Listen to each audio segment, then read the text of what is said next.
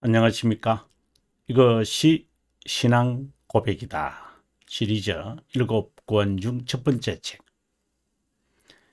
벨지카 신앙 고백서 19항. 다섯 번째 시간입니다. 19항의 주제는 그리스도의 위격에 있는 두 본성의 구별과 연합 또는 연합과 구별에 관한 건데요. 우리가 가지고 있는 책 여러분 함께 펴보시면 좋겠습니다. 우리 본문은 308페이지죠. 그리고 오늘 아마 우리가 공부하는 부분은 324페이지. 아마 오늘 우리가 마지막 강의가 될 것으로 여겨집니다. 전체 마지막이 아니라 19항의 마지막 강의가 될 것 같은데, 자, 여러분 함께 308페이지로 가도록 하겠습니다. 여러분, 우리 308페이지로 왔습니다. 308페이지. 자, 한번 읽어보도록 합니다. 우리가 믿는 것은 이 수태로 인해 아들의 위격은 불가분하게 인성과 연합하고 연결되어 있기에 이것을 이제 이 연합이라고 했죠. 그리고 이것을 위격적 연합이다 이렇게 표현하기도 하고요. 위격의 연합이다 이렇게 표현하기도 합니다. 하지만 각 본성은 자체가 지닌 독특한 특성을 보유하고 있다. 이 말은 다른 말로 한다면은 본체, 구별된 본체, 이러니까 구별된 존재로 있다. 정말 매우 어려운 이제 이야기입니다. 이걸 이해하려고 하는 게 아니라 이제 설명하는 거죠. 구원의 진리를 설명하는 부분이지, 여러분, 이걸 우리가 이해하라고 이런 고백을 한다고 저는 보지는 않습니다. 신성의 하늘과 땅을 채우면서 날의 시작이나 생명의 끝도 없이 창조되지 않은 채로 항상 남아있는 것처럼 인성도 그 자체의 특성을 파멸하지 않고 피조물로 남아있지만 날의 시작이나 유한성이고 실제 몸의 모든 특성을 보유하고 있다. 비록 그분이 자신의 부활로 불멸성을 몸에 주었지만 그분은 인성의 실제를 변화시키지 않았다. 그 이유는 우리의 구원과 부활 역시 그분의 몸의 실제에 의존하기 때문이다. 하지만 두 본성은 한 위격 안에 너무나 밀접하게 연합되어 있다. 방금 위격의 연합이다. 이렇게 보시면 되죠. 이제 이러한 것이 영과 육, 그 연합과 유니온과 유사한 것인가? 유사하지만 동일하지는 않다. 그러므로 죽을 때 그분의 아버지에 맡겼던 것은 몸을 떠난 영예였다. 아버지여, 내 영을 아버지께 부탁합니다 라고 할 때 영이 떠난 것이다. 몸은 여전히 있다. 그래서 그 다음에 이어서 이제 말하기를 무덤 가운데 있을 때라도 신성은 여전히 인성과 함께 연합된 채로 있었다. 분리되어 있지는 않았다. 무엇과 무엇은 분리됐지요? 영과 육은 분리될 수는 있으나 신성과 인성은 분리되지 않는다. 영원성을 지니고 있다. 신격은 그분 안에 멈춘 적이 없다. 어린아이 때라도 그랬다. 이것을 분명히. 근데 이렇게 이제 자연스러운 거는요, 여러분, 신성과 인성이라고 하는 이러한 부분들이 다 영원성을 지니고 있기 때문에 그래요, 여러분.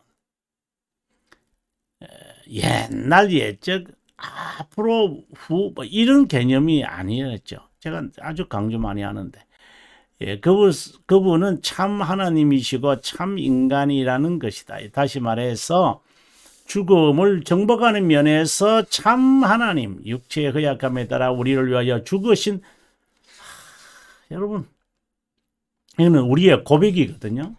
우리의 고백이에요, 여러분. 이것은 뭐 고백이 뭐 앞에다가 좀 신앙이라고 하는 단어를 써주면 좀 더 명확하겠는데 이거 우리 고백입니다.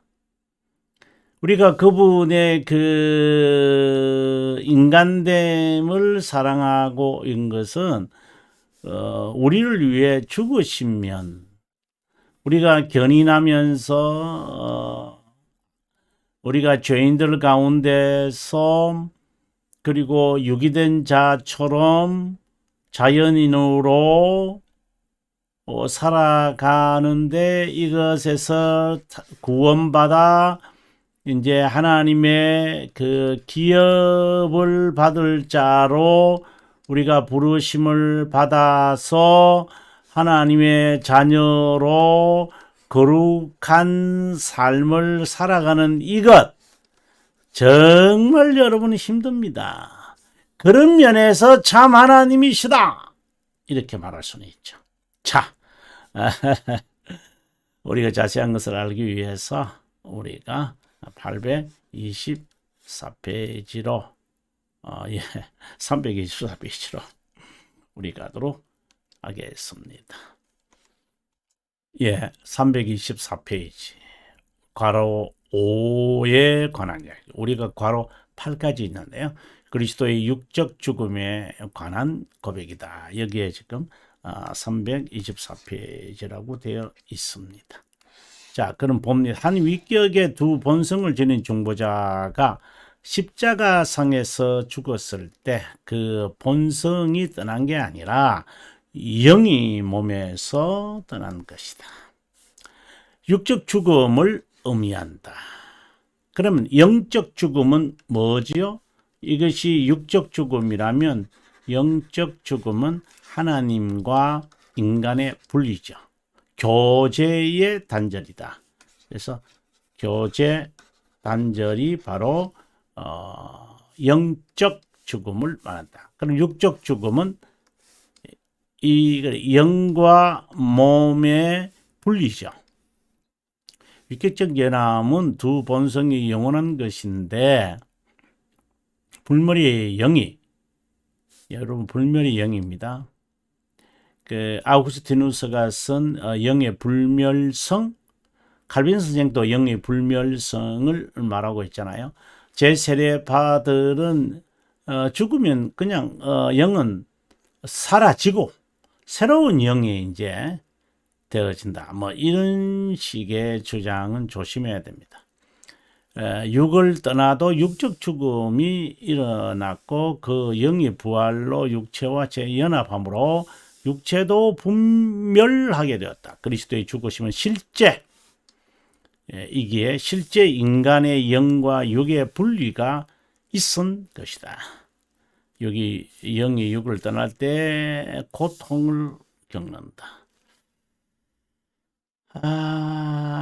여러분 이걸 우리는 보통 이제 죽음 이렇게 말하는데 육체가 영을 더 이상 붙들지 못하게끔 육체를 제어시키는 거죠. 예를 들어 숨을 쉬지 못하게 한다거나 일어설 기력이 기동하지 못하도록 우리의 이 신진대사에 산소를 공급하는 이 피를 흘리게 한다거나 그리고 기아 현상에 빠져서 인간이 이제 살지 못하게 그러니까 에너지가 없는 거죠.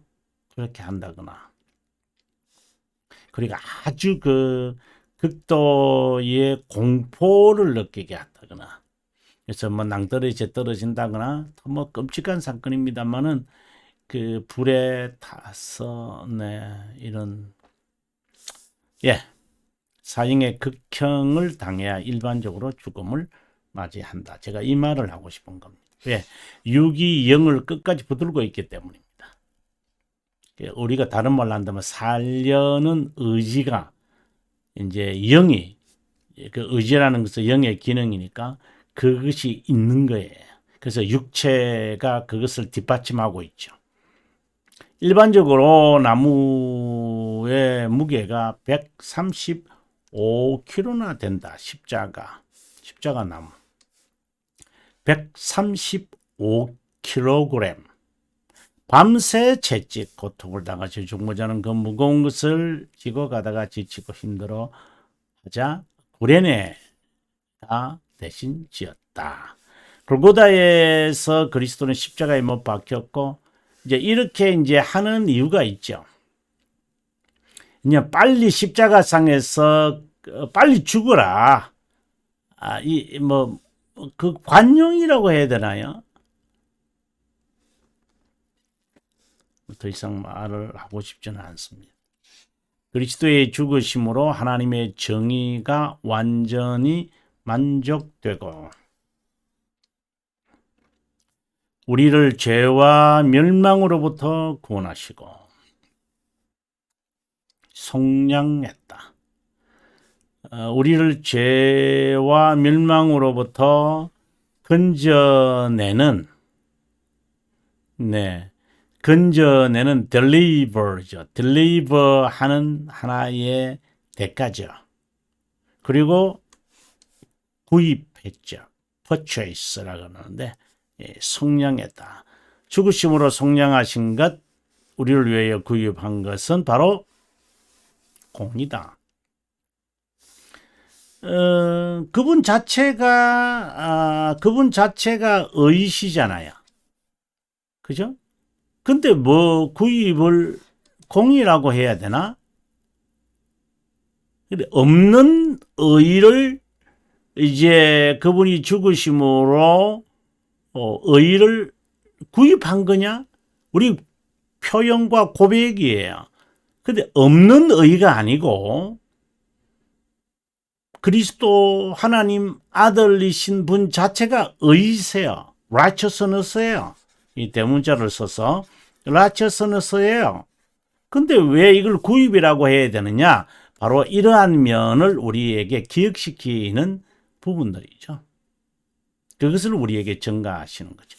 그분이 죽으심으로 인하여 얻게 되어지는 모든 혜택을 믿음으로, 그분의 죽으심으로 죄들의 사면, 이에 대한 언약이 화은되었다. confirm 되었다. 이 말입니다.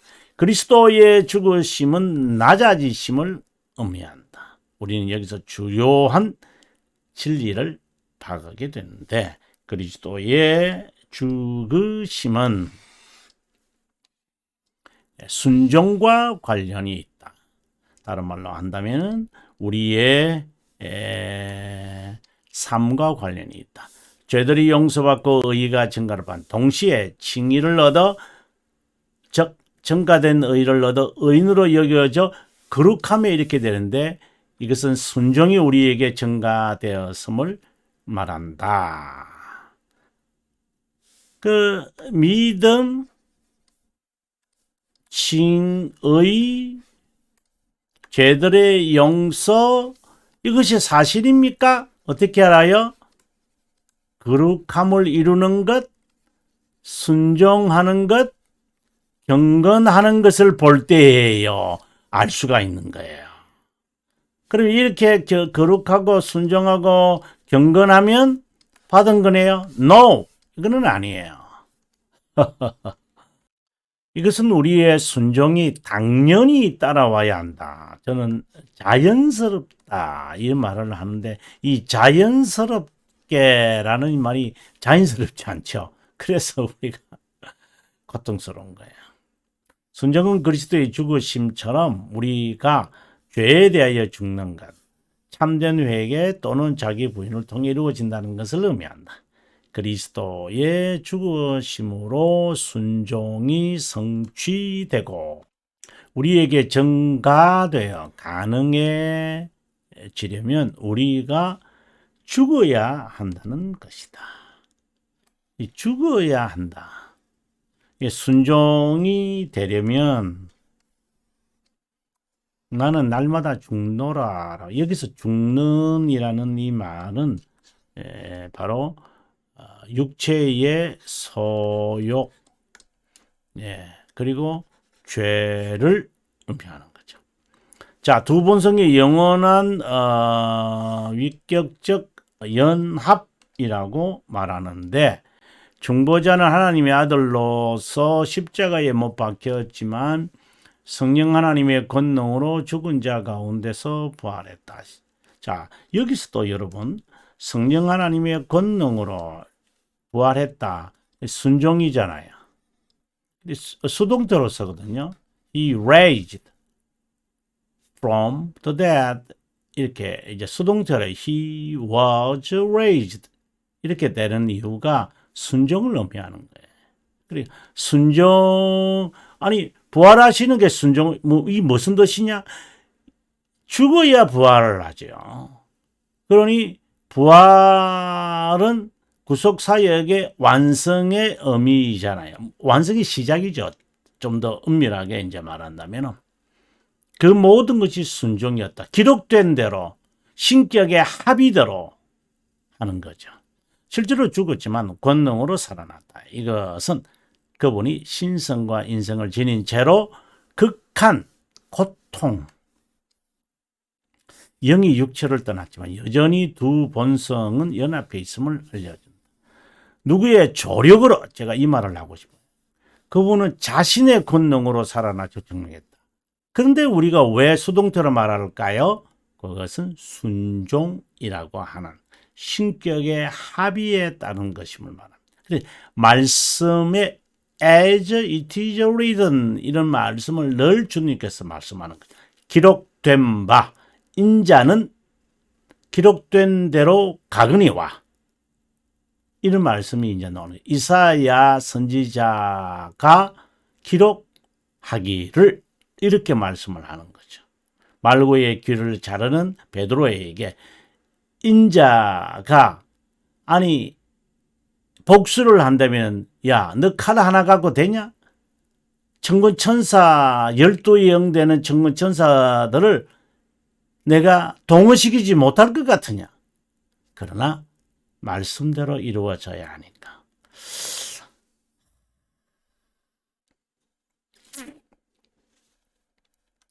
말씀과 순종, 자기 부인 이렇게 말하는 저도 정말 힘듭니다. 여러분 끝까지 견디고 생존, 저는 늘 그 말합니다. 생존하십시오. survive. 계속해서 보겠습니다. 그리스도의 영이 떠난 육체, 몸은 여전히 두 본성의 연합을 보존하고 있다. 이것을 계속해서 제가 강조합니다. 육체를 입으면서 마리아에게 출생했을 때 인성이 존재했다는 부족한 논리를 잠재우고 있다. 인성은 본성적이다. 신성과 함께 영원함에 있다. 옛날에 있었다. 이런 개념이 아니고 영원함에 영원성을 지니고 있다라는 것. 자, 7번째입니다. 중보자의 신격도 하나님됨. 우리가 인간, 인격을 인간 이렇게 말할 때는 인간됨이잖아요. 인간됨. 신격의 합이라 그랬잖아요. 선택이. 그러면 하나님 되심의 하나님으로서의 합의 이렇게 말하는 거예요. 하나님으로서의 합의 이렇게 말해야지 인간으로서의 합의처럼 생각하면 안 된다. 그런 의미죠. 신격의 합의라는 게. 우리가 인간으로서 합의 이런 개념을 가지지 마라. 이 말. 중보자는 성령의 권능으로 마리아에 잉태되고 그녀의 본질을 가지게 됐다. 그것은 그 육체적인 것이죠. 육체적으로. 그분은 누구에게 의해서 태어난 것도 아니다. 자신의 권능으로 태어났다. 근데 왜 성령의 권능으로 태어났다 말아요? 그건 그분의 신성을 말하고자 하는 거다. 사시면서 영적 고뇌를 겪다가 고통으로 영이 육을 떠났지만 부활함으로 그 육에 불멸성을 주었다. 태어난 지 8일에 돼. 이 모든 것은 순종이죠. 이게 다 순종입니다, 여러분. 이 말씀들이. 육적으로 아이였지만 여전히 신성 하나님이시기에 그는 죽기 전에 주의 그리스도를 보았다. 선지자 안나, 우리가 잘 알죠? 안나. 그리고 12살이 되어 예루살렘 방문했을 때 선생들과 대화했다. 내가 아버지 집에 있어야 할 것. 예수님이 이제 마리아에게 했던 말입니다. 하나님이심을 증명하는 내용이다. 그런데 그가 지혜와 키가 자라났다는 것은 신성과 인성의 변화가 아니라 무슨 변화죠? 육체와 함께하는 인성을 의미한다. 이 말은 이제 그 영의 기능에 여기서 이걸 말하는 거죠. 예. 인성의 변화를 말하는 것이 아니라 육체와 함께하는 인성, 좀 더 정확하게 표현하면 이거죠. 몸의 성장을 말한다. 영의 성숙, 몸의 성장을 말하는 것이지 영혼에 있는 인성이 무슨 변화가 되었다는 거 아니다. 이것이 없으면 참 인간이 아니잖아요. 그래서 영의 성장이었던 것이다. 여기 지닌 채로 육체와 영의 성장이다. 그래서 제가 여러분들에게 정말 말하고 싶은 것은 영이라는 개념과 영혼이라는 개념과 존재라고 하는 이 개념을 이러한 개념들을 명확하게 지니고 있어야 한다고 제가 여러분들에게 그 돌트레이터 1장 그 9항 1장 10항 돌트레이터 1장 10항 그 첫 번째 시간에서 이 부분에 대해서 정말 제가 판서를 써서 여러분들에게 설명하거든요. 여러분 꼭 그 돌토레이터 1장 10항 첫 번째 강의를 좀 앞부분에 있을 거예요. 여러분 좀 참고하시면 도움이 되리라고 봅니다. 몸과 영의 성장이 없으면 참 하나님이 아니고 괴물이죠. 그분은 여전히 두 본성을 사실상 성장한다는 이 말은 시간에 있다라고 하는 말이죠. 근데 뭐 인성이 신성이 뭐 자라고 이런 게 변화 그러면 영원성이 아닌 거죠. 그분은 여전히 두 본성을 지닌 채로 육체와 영의 성장이 있었다. 이것은 중보자의 낮아지심을 우리에게 명시한다. 잉태, 출생, 성장, 고통, 고뇌, 죽음, 장사, 지내심, 십자가의 죽으심이죠.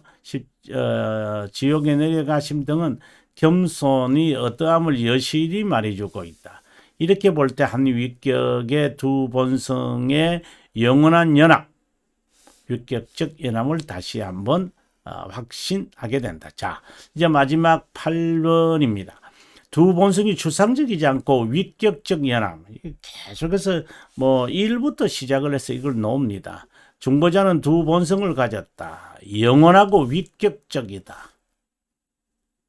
언제든 어디서든 무엇이든 두 본성은 함께한다. 그러나 고유의 사역, 다른 말로 하면 고유한 특성에 따른 사역을 하신다. 장사되라도 태어날 때라도 지옥에 내려갈 때도 깨어지지 않는다. 신성이라고 할 때는 그분의 권능의 측면에서 봐야 한다. 권능으로 태어났고 죽으셨고 부활했다. 인성이라고 말할 때는 마리아의 육체였다. 그래서 온갖 희노애락을 겪었다. 저희들도 마찬가지라고 저는 봅니다. 그 다음에 계속해서 참 하나님이고 참 인간이라는 고백은 고유한 성격을 지녔다는 것이지 서로 도우며 영향을 줬다고 보면 안 된다. 참 하나님이 인간에게, 인간이 참 하나님에게 아니다. 두 본질이 한 본체의 신비로운 성육신의 비밀은 중보자의 사역을 깨닫는데 필수 조건이다. 그분의 사역, 구속 사역에 대한 이해에 있어서도 필수 조건이다. 신성의 사역은 권능으로 승리한다는 측면이고 인성의 측면의 사역은 고통과 고뇌를 당했다는 것이다. 이중적이죠. 참 하나님, 참 인간. 그리스도는 죽음을 정복한 권능의 면에서 참 연약한 측면에서 참 인간. 그래서 그리스도의 구속 사역은 전자는 인성, 후자는 신성 이런 측면이다 라고 이제 강조하고 있습니다. 참 하나님과 참 인간이신 그리스도는 중보자이다. 우리가 중보자라고 말할 때는 두 본성을 지금 이제 자연스럽게 나오고요. 그리스도라고 하면 사역을 이제 조금 더 이제 측면에서 바라봐야 돼요. 그래서 지금 참 하나님과 참 인간으로서 그리스도는 중보자다. 이 말인 거죠. 그 사역을 하신 분이 두 본성을 지니고 있다는 것이다. 사람들이 나를 누구라고 하더냐. 이게 보이는 예수 그리스도, 예수님을 그리스도도 하나님 아들이십니다. 즉 성자다. 이 말을 이제 베드로가 하잖아요.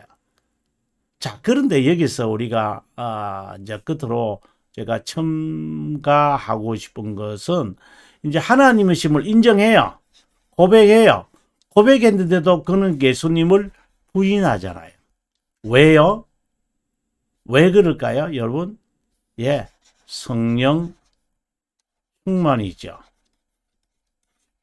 이 말은 성령 충만하니까 성령이 뭐 가득 안 차서 그렇다. 이 말을 하는 게 아니라 성령의 인도하심을 받는, 따라 살아가는, 거룩함을 이루어가는 훈련, 하나의 과정이에요. 부인, 그리고 좌절, 그리고 미끄러짐, 이러한 것에서 회개하게 되어지고 이제 성장 성숙. 나중에 사도 바울이 베드로를 또 꾸짖잖아요. 갈라디아서에 오게 되면은 그의 외식적 행위에 대하여 비난하거든요. 또 실패하죠. 뭐 사도 바울은 안 그렇나요? 물론 이제 마가를 데리고 가느냐 안 하느냐 이래서 바나바와 헤어져요. 언쟁이 있었다 이 말인데, 그것도 하나의 인간적으로 볼 때 좀 불일치죠. 그러나 그것이 뭐 큰 방해가 되나요? 그러한 과정과 역경을 지나지 않겠어요?